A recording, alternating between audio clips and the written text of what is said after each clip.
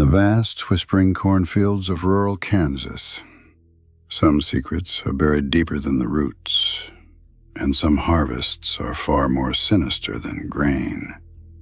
When the moon hangs heavy and the shadows stretch long, the true nature of Old Man Hemlock's crop is revealed, and you'll discover that not all screams are carried on the wind.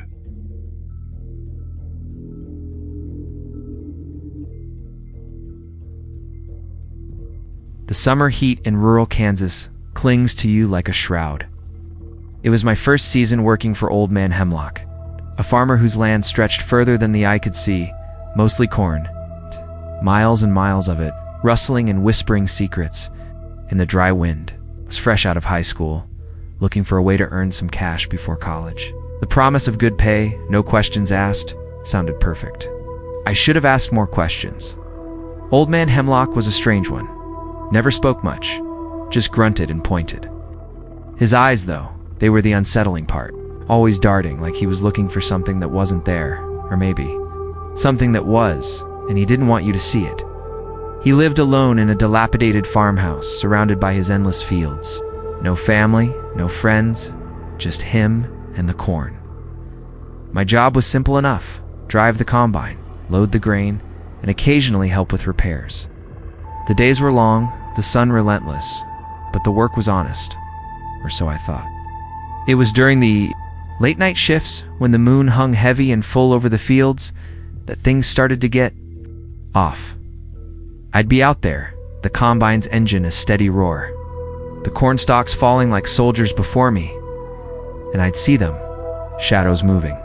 Between the rows, just at the edge of my headlights, too tall for deer, too fluid for coyotes, I'd slow down, squint, but they'd always vanish before I could get a clear look.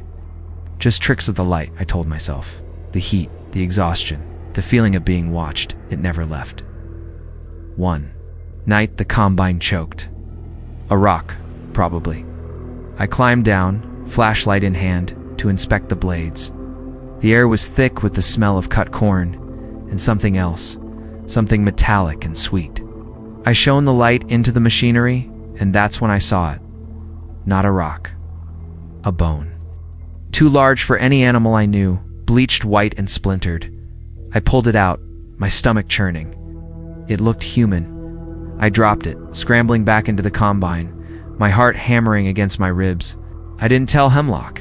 He wouldn't have believed me, or worse, he would have. And I didn't want to know what that meant.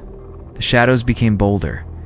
I started seeing them in the daytime too. Not just at the edges, but closer, sometimes even standing still, watching me. They were thin, almost skeletal, with limbs that seemed too long, too jointed. Their heads were indistinct, like they were wearing hoods, or maybe they just didn't have faces I could comprehend. I tried to ignore them, to focus on the work, but the fear was a cold knot in my gut. Then came the screams. Faint at first, carried on the wind. I'd shut down the combine, straining my ears. They sounded like animals, but with a raw, desperate quality that made the hairs on my arms stand up. Hemlock, when I mentioned it, just grunted and told me to get back to work. Just the coyotes, he'd say. But his eyes would flicker, and he'd chew on his lip. A nervous habit I'd noticed. The harvest was almost done. Just a few more acres. I was pushing myself, desperate to finish, to get away from this place. The shadows were everywhere now, a silent audience to my work. The screams were louder, more frequent, and the smell, the metallic, sweet smell, was overpowering. It was everywhere, clinging to my clothes, my skin, even in my dreams. Last night, I was on the last field. The moon was a sliver, barely illuminating. The rows, the combine was humming, almost done. And then I saw it. A shadow, closer than ever, standing right in the path of the combine.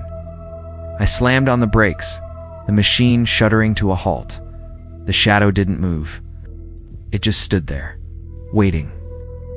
I grabbed the tire iron, my hands slick with sweat. I climbed down, my legs shaking. As I got closer, the moonlight caught it.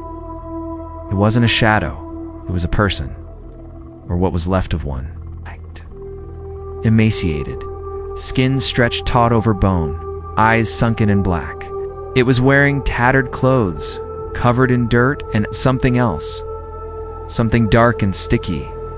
And then I saw the others. Dozens of them, emerging from the corn, surrounding the combine. They were all like the first one, living skeletons. Their bodies twisted and broken. They moved slowly, deliberately, their blank eyes fixed on me. I turned to run, but there was nowhere to go. The corn was too thick, too dense. I was trapped. And then I heard a voice, raspy and dry like dead leaves rustling. The harvest is complete. It wasn't one of them. It was Hemlock. He emerged from the corn behind them, a wicked smile. On his face, a shotgun in his hand. His eyes, usually so shifty, were now clear, focused, and utterly devoid of humanity. He looked at me, then at the skeletal figures.